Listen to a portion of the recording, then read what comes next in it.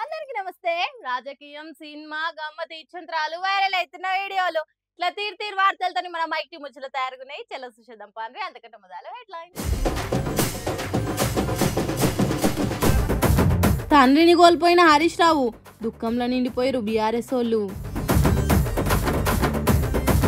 కాంగ్రెస్ లీడర్లు చేస్తారు బెదిరింపులు, సోషల్ మీడియాలో అరుచుకుంటారు ఫుల్లు. ఇవేమింది రమ్మిన్లు బేస్ మీట్ గట్టి వదిలిపెట్టిండ్రు.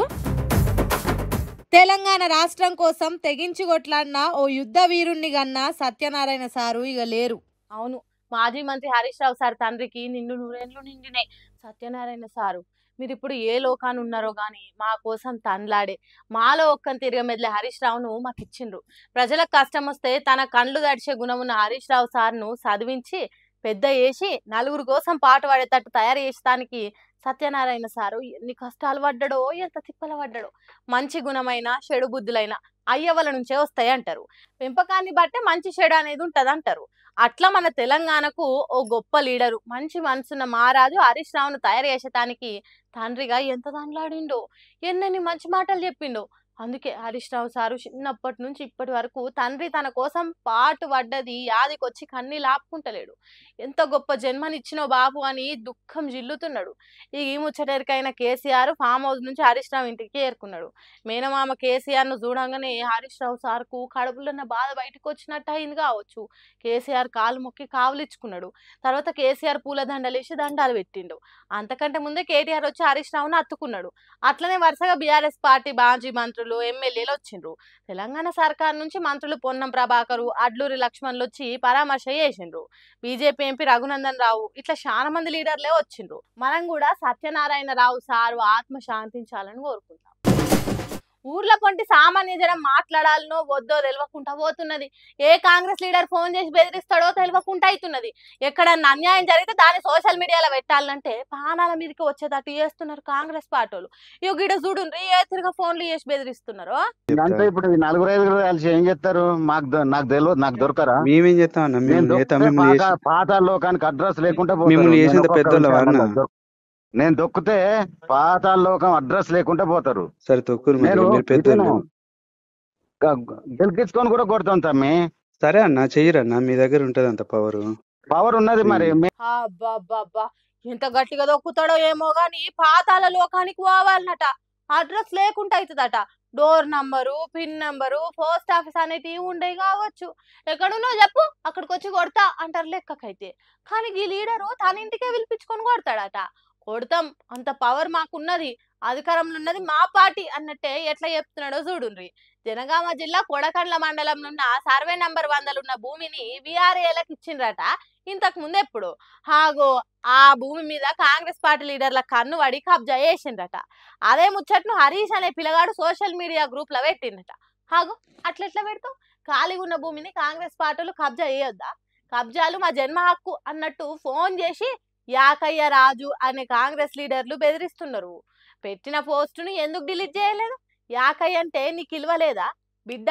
తొక్కుతా, జిజ్జు పెట్టుకుందామంటే ఓకే, పాతాళానికి పోయేటట్టు చేస్తా, నీ అడ్రస్సే గల్లంత అవుతుంది అన్నట్టు బెదిరిస్తున్నారు.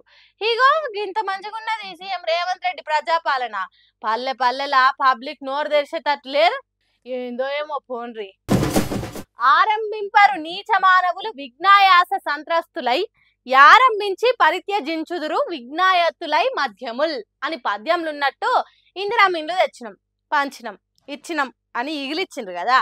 అట్లా ఇచ్చిన ఇందిరామీన్లు నడుమిట్లనే ఇడిచిపెట్టిండ్రు. అంటే సమర్థులు అయితే మొదలు పెట్టిన పని కడదాకా చేస్తారు కానీ ఇది కాంగ్రెస్ సర్కార్ కదా. స్వయాన సీఎం రేవంత్ రెడ్డి చేతుల మీద షురువు చేసిన ఇందిరామీన్లు బేస్ మీట్ గట్టు వదిలిపెట్టిండ్రు. భలే ఉన్నది కదా. మేడ చూస్తుంటే కళ్ళు చెమక్ చెమక్ అంటున్నాయి కదా. సోకుల డిజైన్లు, బంగ్లాకు తీరు రంగులు మస్తు మెరిచిపోతున్నదిలే. మరి అట్లున్నది కాంగ్రెస్ సర్కార్ పనితీరు.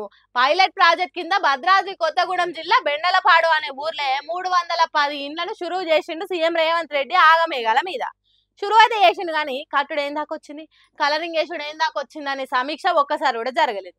310 ఇండ్లల్లా ఒక్క 74 ఇండ్లు స్లాబులు పూర్తయినాయి అంతే. కడమిండ్లు కదిలితే పాపం.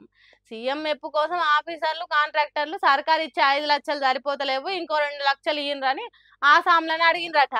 తర్వాత ఇగో గింత కట్టుడు కట్టి కంటికి కాన రాకుండా పోయిండ్రట. ఎంత గొప్పటి ఇందిరా మీన్లో చూడుండ్రి. సర్కారు ఇస్తానన్న ఇచ్చుడు అటుంచితే ఇల్లు శాంక్షన్ అయిన వాళ్ళ దగ్గర 2 లక్షలు వసూలు చేసి కూడా ఇల్లును కట్టలేదంటే ఇది చాలదా కాంగ్రెస్ సర్కారు ఎంత గ్రేటో చెప్పేదానికి? సీఎం ప్రారంభం చేసిన ఇండ్లే గిట్లుంటే ఊర్లో పంటే ఇందిరా మీన్లు ఇంకెట్లున్నాయో అర్థమైతలేదా? ఏందో ఏమో పోన్రి, ఈ కాంగ్రెస్ సర్కార్లా ఏది చక్కగా ఉండదు అని నారాజు అవుతున్నారట.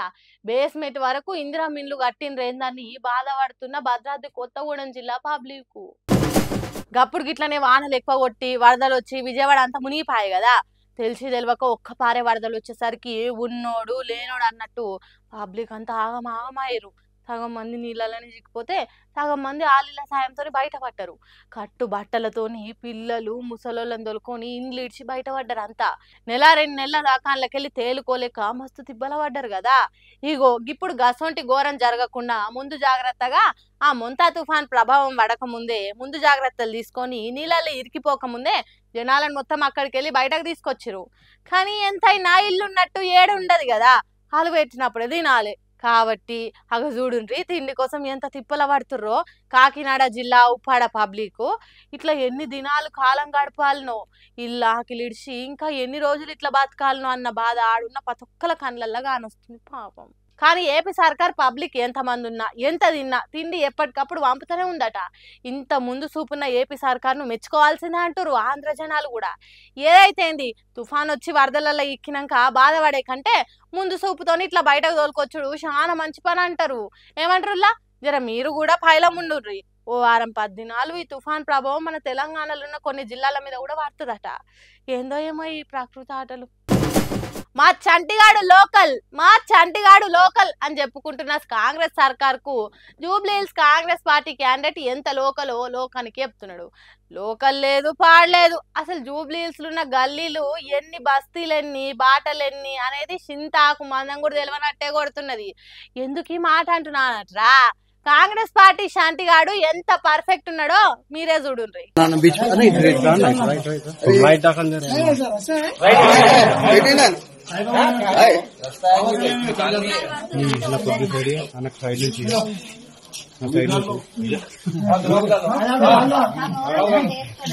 ఇన్నరా జూబ్లీహిల్స్ కాంగ్రెస్ పార్టీ క్యాండిడేట్ ఎంత లోకల్ శాంతిగాడు అర్థమైందా?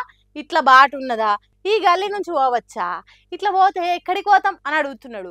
జూబ్లీహిల్స్ లోనే పుట్టి జూబ్లీహిల్స్ లోనే పెరిగి జూబ్లీహిల్స్ లోనే ఆడుకున్న శంటిగాడు నవీన్ యాదవ్ అయితే ఏ గల్లీ ఎక్కడికి పోతుంది, ఎటు నుంచి ఎటు పోతే ఏ బస్తు వస్తుంది అనేది తనకు తెలిసినంత ఇంకెవ్వరికి తెలియవద్దు. కానీ కాంగ్రెస్ పార్టీ శంటిగాడు నవీన్ యాదవ్ కు బాటల మీదనే బరాబర్ నజర్ లేదు. ఇక జూబ్లీహిల్స్ పబ్లిక్ కష్టాల గురించి వాటిని తీర్చే పద్ధతి గురించి ఏం తెలుస్తుంది? లోకల్ లేదు పాదలేదు, తండ్రి సాటు కొడుకు తిరుగా చిన్న శ్రీశైలం యాదవ్ దందాల నడమ పెరిగి ఇప్పుడు జూబ్లీహిల్స్ లోకల్ క్యాండిడేట్ అని ప్రచారం చేసుకుంటున్నారు. అసలు బాటలే తెలుస్తలేవు, పబ్లిక్ బాధలే తెలుస్తలేవు. అవి చూడండి, దండ పెట్టుకొని సాయబ్ తాత నిల్చొని ఉంటే అక్కడికి పోయి తాత వేయక ముందే దండ మెడలు వేసుకుంటుండు. కిసొంటి లీడర్ గెలిచినట్టే ఇక అని అనుకుంటున్నారట జూబ్లీహిల్స్ పబ్లిక్ కూడా. నేను పట్టుకొచ్చిన ముచ్చట్లు ఎట్లనే ఇంకిని ముచ్చట్లతోటి మళ్ళా కలుద్దాం. అప్పటిదాకా చూస్తాను మైక్ ముచ్చట్లు.